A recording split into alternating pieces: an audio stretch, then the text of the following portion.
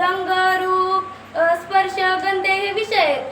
ज्याचा लोभ आपल्या मस्तकी गेला की आपल्याला हे संसार भारी जायला लागतं, जड जायला लागतं आणि आपला संसार नाशाकडे जायला लागतं.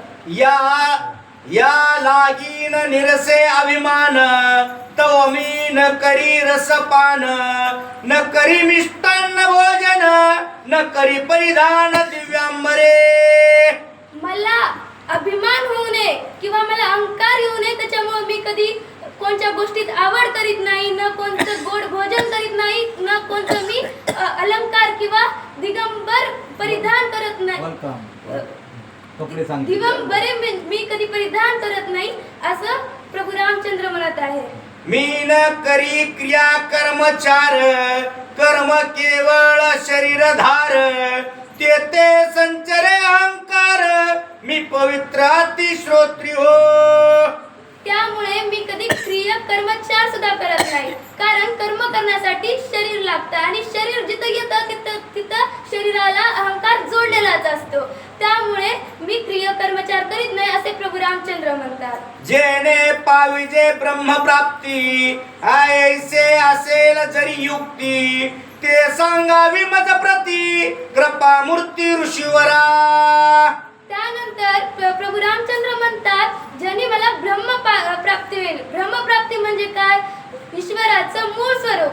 ईश्वराचं मूळ स्वरूप ज्याने मला प्राप्त होईल अशी एखादी जर युक्ती असेल तर मी तुम्हाला विनंती करतो ती मला सांगावी.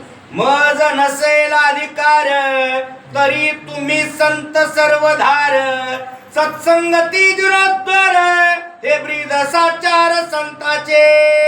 प्रभू रामचंद्र विश्वामित्राला त्यानंतर म्हणतात, जरी मला ह्याचा अधिकार नसला तरी तुम्ही संत आहात आणि संताचं जन्मापासूनच कार्य आहे की दिनाचा उद्धार करणं आणि मी आता दिन आहे, माझा उद्धार करा असं प्रभू रामचंद्र म्हणतात. चंदनाचे संगती खैर्य धामोडे चंदन होती, देवी संताचे संगती ब्रह्मपाप प्राप्ती दिनासी. चंदनाची संगत असल्यामुळे जे बाकी वनस्पती आहेत त्यांना सुद्धा चंदनाचा सुवास लागतो. नाग महाराज इथं संगतीचा काय परिणाम होतो या वाक्यातून सांगू इच्छित आहेत. जसे की आपण पावसाचं थेंब बघतात, ते जर नाली रचत पडलं तर ते वाहून जातं किंवा घाण पाणी होतं, चिखल बनतो आणि तेच जर समुद्रातल्या एका शिंपल्यात पडलं तर मोती बनतो. पाण्याचा थेंब एकच असतो, फक्त संगतीचा परिणाम असतो. त्याचप्रमाणे प्रभू रामचंद्र म्हणतात की मी तुमच्या संगतीत राहिल्यामुळे मी जरी वाईट असलो तरी तुम्ही माझा उद्धार करताल असे प्रभू रामचंद्र म्हणतात. ऐसे बोलो निरगुणात, उगाच राहिला तटस्थ, ऋषी राजा आणि लोक समस्त, झाले विस्मित ते काळी. असे प्रभू रामचंद्र बोलल्यानंतर ते शांत उभे राहिले. हे त्यांचे सगळे प्रश्न ऐकून सगळे ऋषी मुनी, राजा आणि सगळे लोक आश्चर्यचकित झाले. त्यावेळी श्रीराम वैराग्य समेळी, ऋषीश्वर दाटले भूतळी, सिद्ध दाटले नभो मंडळी, मुमुक्षु ते काळी चातक झाले. ज्यावेळी प्रभू रामचंद्रांनी वैराग्याबद्दल हे सर्व प्रश्न विचारले त्यावेळी सगळे ऋषीवर जे आहे सभोवर जमा झाले. जे सिद्ध लोक होते ते आकाशात जमा झाले आणि जे मोक्ष प्राप्ती ज्यांना करायचं होतं ते चातकाप्रमाणे ज्ञान प्राप्तीसाठी पुढे आले. वैराग्य बोलिला रघुनाथ, तेने झाले सुर नर तटस्थ, सिद्धचा काटले समस्त, झाले विस्मित सुरवरे. जेव्हा रघुनाथांनी वैराग्याबद्दल हे सर्व प्रश्न विचारले तेव्हा देव जे होते ते सुद्धा शांत राहिले, कारण त्यांना सुद्धा ज्ञान प्राप्तीसाठी आतुरता लागली होती. ऐकोनी श्रीरामाची गोष्टी, सुख झाले सिद्धांचे पोटी, केही केली कृपा वृष्टी, श्रीराम मुकुटी स्वानंदे.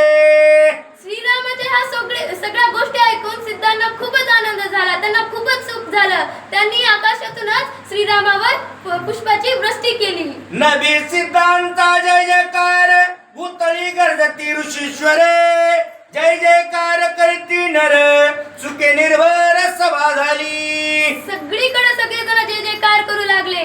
आकाशातून सगळे सिद्ध जे होते ते जय जयकार करू लागले. सभोवर जमलेले सगळे जे ऋषी मुनी होते ते कार करू लागले आणि आणि जे देव सुद्धा होते ते सुद्धा प्रभू रामचंद्राचा जे कार करू लागले. सिद्ध बोलती स्वानंदता ऐसी ना ऐको हे वैराग्य वार्ता आम्ही त्रैलोकी हिंडता श्रीरामे तत्वता सुखी केले.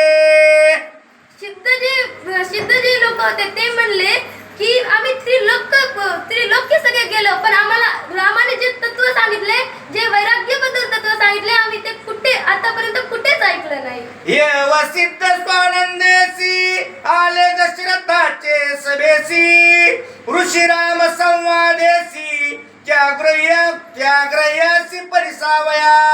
जे सगळे सिद्ध होते ते दशरथाच्या सभाशी आले, कारण त्यांना विश्वामित्र काय ज्ञान देतात हे ऐकण्याची खूप आतुरता झाली होती. वशिष्ठ विश्वामित्र दोन्ही आणि सिद्ध साधक मुनी राये पूजिले संतोषिनी हर्षे मनी निर्भर.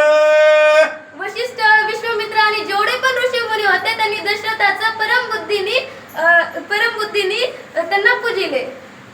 स्वयं येऊन रघुनाथ सिद्ध पूजले श्रद्धायुक्त ऋषी पूजले समस्त पूजिला दशरथ परमार्थ बुद्धी. परमार्थ बुद्धीने पूर्ण राजा दशरथाला पूर्ण लोकांनी पूजिले. सुरनर ऋषी सिद्धगण सभा बैसली सावधान एका विनवी जनार्दन श्रोते ब्रह्मज्ञान अवधारा. जे सगळे देव होते, जे सगळे ऋषी होते, त्या सगळे जण ते सभेशी आले. तिथे सगळे सावधान होऊन बसले, कारण विश्वामित्र त्या प्रश्नाचं काय उत्तर देतील ह्या सगळ्यांना आतुरता लावली होती. त्यांना ज्ञान घेण्यासाठी आतुरता लावली होती. आपण ह्या अध्यायात पाहिलं की देहासोबत आपल्याला बेजारी काय होते, पण ह्याच्या पुढच्या अध्यायात आपण बघणार आहोत की देहासोबत नेमकं देहाचं सुख काय, आपण ही देह कशासाठी प्राप्ती करतो हे पुढच्या अध्यायात विश्वामित्र सांगणार आहे. स्वस्ती श्री भावार्थ रामायणे बालकांड एका कार्डिकाया श्रीराम वैराग्य निरूपण नाम 9वा अध्याय घोडा.